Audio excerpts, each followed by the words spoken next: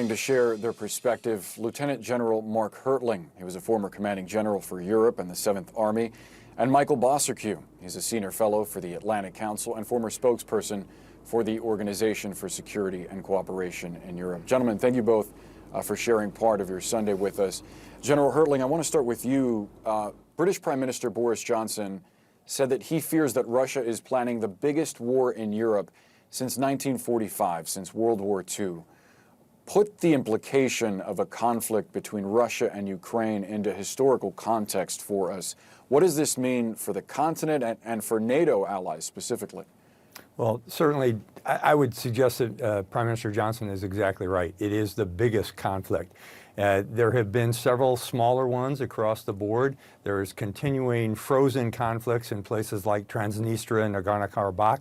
But what we're seeing right now has the potential for massive and horrific destruction, not just within Ukraine, but toward Russia as well. I don't think Russia, in my professional opinion, is going to go through this unscathed. They are going to have significant casualties. It could also result, just like World War II did, in massive humanitarian relief requirements and refugee issues as people move in and out of Ukraine. Ukraine, Boris, not many people have mentioned this, but Ukraine is about the size of the state of Texas, and it has about 10 million more people than Texas does. So when you're talking about that large of a population over that large of a landmass with potential devastating effects with the types of weapons that Russia is posing along the border of Ukraine, it could certainly be catastrophic, and it's unnecessary. That's the other piece. It just doesn't make any sense. I heard one of your guests yesterday use the term fratricide, and it's a good description. You're talking about people within Europe killing one another for no specific purpose. And the OSCE has been monitoring this for a very long time with what's going on in the Donbass region. Yeah, it seems the only purpose is to fulfill Vladimir Putin's imperialistic ambitions of rebuilding the former Soviet Union. Michael, at the center of this crisis is a former comedian, the Ukrainian president, Volodymyr Zelenskyy. He's a political novice. And you wrote in a recent op-ed for CNN that, quote, if there ever was a time for him to resist stunts and summon up a statesman-like style of leadership, this is it. Zelenskyy gave a very powerful speech yesterday in Munich before world leaders. How would you rate his performance during this crisis, his leadership? Sure. Well, he's certainly stepped up to the plate, I would say, in recent days. A lot of Ukrainians were telling me, I just came from Kiev, is that they were worried about the lack of guidance coming from the presidential administration. But I would like to highlight something President Zelenskyy said that I'm also now leaning into, is that he said that now is the time for at least some of those biting sanctions. So a British minister said the other day, let's lift those 2,500 or so golden visas given to Russian oligarchs in the United Kingdom. They could go further, for example, lifting the landing rights of Aeroflot in certain countries. I think the so-called Russian bear needs to feel the bite right now. I think diplomacy, if it was on the floor yesterday, it's in the basement now, with all due respect to, our leaders and diplomats. But it's really time, I think, for some kind of action to show what the West has in mind in terms of those sanctions. And General, I want to ask you about something that President Zelenskyy alluded to just yesterday. He was describing Ukraine as a shield that has been fighting a war against Russia and effectively protecting Europe and he argued the world against Russian aggression for 8 years now.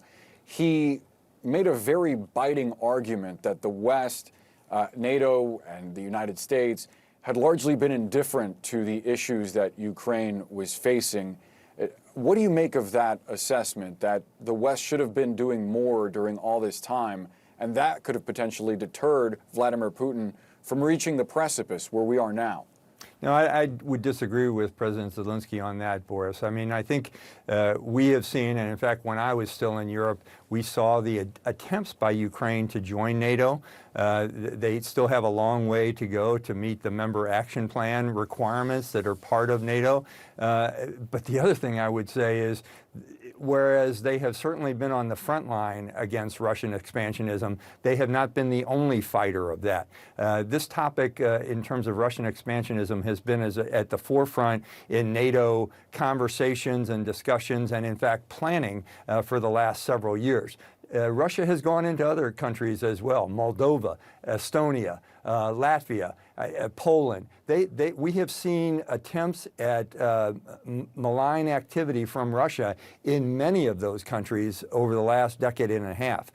So yes, whereas the President Zelenskyy is correct that they have been at the front line in terms of combat, there have been other places within Europe that many of us have been warning about in terms of Russian expansionism. And it's been devastating because we did sanction Mr. Putin in 2014 for his attacks into Crimea and the Donbass, but he has not, in my view, been sanctioned enough and been dealt with harshly enough because he is a world malign actor and he is an autocratic, he's the leader of an autocratic kleptocracy with a lot of mafia-like tendencies toward it.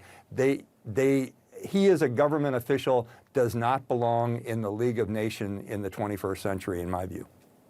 And Michael, I want to point out to our viewers, you are in Ukraine right now, and I'm wondering, as you've noted that many locals, life for them is proceeding relatively normally, despite warnings of imminent war, this sort of beating of the drum for the last few months of warnings of war. Take us into the conversations that you're having there with locals. What is on the mind of the Ukrainian people at this point? Sure, well, quite extraordinary. You know, a lot of Ukrainians remind me, well, look, we've been living with a hybrid warfare for the past 8 years, and life needs to go on. And they're, on the one hand, making preparations for the worst case scenario. On the other hand, they're going about life as normal. I mean, I came here yesterday, and I was invited to the opening of an art exhibit. The discussion did center a lot around what might happen, but life goes on. And then the conversation turned to, well, maybe we'll pick up from what happened in Sarajevo, and as an act of defiance, maybe have a fashion show in Kiev to show that we're stoic and that life goes on, those types of things. But let there be no mistake. I mean, there's a real sense of anxiety here building up. And I have to mention one more thing that Zelenskyy said, and which was echoed by a former Western ambassador here, is that there is a list that has been drawn up by Russia of civil society leaders here and in Kiev, of heads of organizations, of intellectuals that are on a hit list. And it has to be put out there that the arm of Russia and of its puppet states like Belarus are very long here into Ukraine. We had that murder of a Belarusian dissident a few months ago. We had, I think it was 2 years ago, the daylight bombing of a prominent journalist here. So they can inflict major damage here already without rolling any tanks or troops in. It has to be remembered, and Ukraine needs all the support it can get right now. And Zelenskyy reiterated that yesterday, casting this conflict as much bigger than just Eastern Europe, but a challenge to the world order from Russia. General Mark Hertling, Michael Bociurkiw, we appreciate your perspective. Thank you so much for the time. Thank you, Boris. Of course. Be sure to watch CNN's State of the Union at 9 a.m. Eastern this morning. CNN's Dana Bash will have an important conversation